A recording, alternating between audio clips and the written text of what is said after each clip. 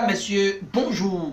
Après le nouveau théâtre d'affrontements violents, la semaine écoulée dans la ville de Savès, située dans le département des Collines, les journaux révèlent ce jour que le procureur de la République prend le tribunal de première instance d'Abomey, Khalifa Djimila Adjiman, a au cours d'une conférence de presse tenue ce mercredi 15 janvier 2020, donné les clarifications y afférentes. 2 décès, 6 blessés à Savès, selon le procureur d'Abomey, confie le révélateur. Fruit de la pagaille, du désordre et de l'anarchie rallonge le matinal. Heureux que la police ait mis la fin à l'incivisme dans cette localité. Selon le défi d'une génération, plusieurs arrestations ont été enregistrées et notifiées par le procureur d'Abomey. Donnant la même information, le Béninois libéré révèle que force doit rester à la loi, même si le juge fait le travail de la police et l'armée, ajoute Point Média. Qui sera l'arbitre, se demande le journal. De toute façon, la dépêche se pose également des questions sur les violents affrontements entre forces de sécurité et les populations à Savès, puis conclut que ça ne va pas. Mais pour ce quotidien, le chef de l'État, garant de la cohésion nationale et de la sécurité de tous les Béninois, se doit de trouver une solution définitive au phénomène Savès. C'est pourquoi Dynamis Info voudrait une descente du chef de l'État pour faire calmer la situation, mieux les esprits surchauffés, vu la sensibilité et l'allure que prennent les échauffourées. Le journal de Parfait Bokor jette un regard sur le bilan déjà effectué avec des pertes en vies humaines et des blessés et pense que le président de la République devra chercher à s'impliquer personnellement dans le dossier pour faire situer les responsabilités et au besoin indiquer à chacun le couloir à emprunter pour préserver la paix et la cohésion nationale, gage d'un Bénin prospère. Alors que les journaux précédents livrent leur dose d'informations par rapport à la situation qui prévaut à Savès et ce qui a lieu de faire, la nation est préoccupée par l'assainissement des berges lagunaires de Cotonou et clarifie que Tokpa, Gbagbanou et Misebo font leur toilette, un acte que les commerçantes et les occupants apprécient, puis louent l'initiative du régime, mentionne l'événement précis. Le même journal annonce l'érection du grand marché moderne de Cococoli dans les 12 prochains mois. Ce qui est annoncé depuis hier et fait déjà aujourd'hui, c'est le titre Who is Who de Matin Libre qui présente le visage de ceux qui feront l'année 2020. Dans ce rang figure premièrement le président Patrice Talon, l'homme qui incarne et dirige actuellement la politique et les réformes du Bénin. À sa suite, c'est son prédécesseur Boni Yahi, avec son coup réussi en début d'année avec la réconciliation des 2 ailes FCBE selon Matin Libre, Abdoulaye Biol-Tchane, l'homme qui s'est usé de sa politique pour ouvrir les portes de finances, rallonge Matin Libre. Rekia Madougou, l'expert international, animera toujours l'actualité selon le quotidien. Richard Boni, jeune et très actif, continuera toujours à animer la vie politique via les réseaux sociaux. C'est toujours Matin Libre qui nous file cette information. Malik Gominan, jeune politique engagé aux côtés du ministre Abdoulaye Biol-Tchane, dira son mot lors des municipales et communales prochaines. Sébastien Germain Ajavon a également son visage sur cette photo. Mais l'homme va-t-il baisser la garde, se demande Matin Libre, surtout avec les démissions des membres de son parti Union Sociale Libérale, Alain Orunla.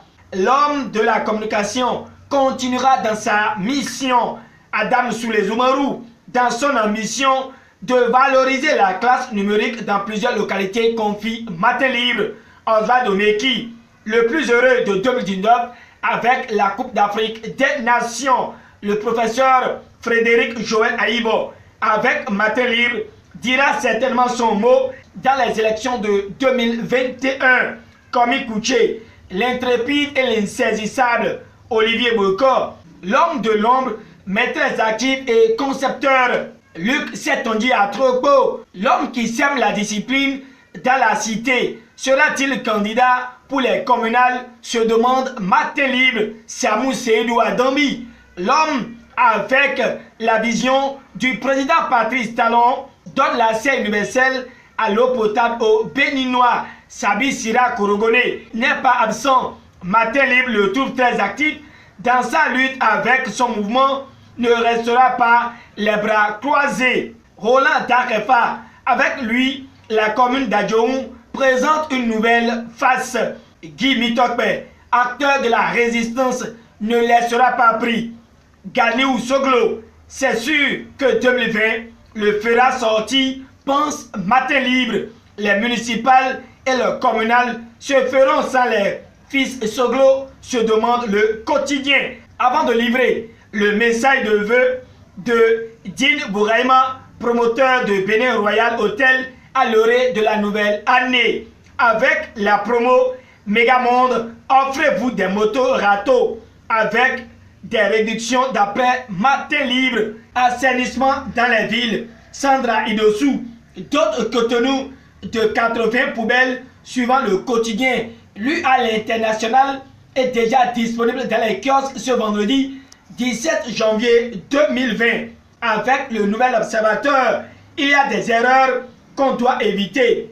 Et l'auteur de l'article attire l'attention de tous sur la politisation du système éducatif béninois. Poursuivant dans cette revue de presse, le Béninois libéré confie que l'honorable Rachid Badamansi se préoccupe de la situation des 149 travailleurs licenciés de la COTEP liquidés à Parakou.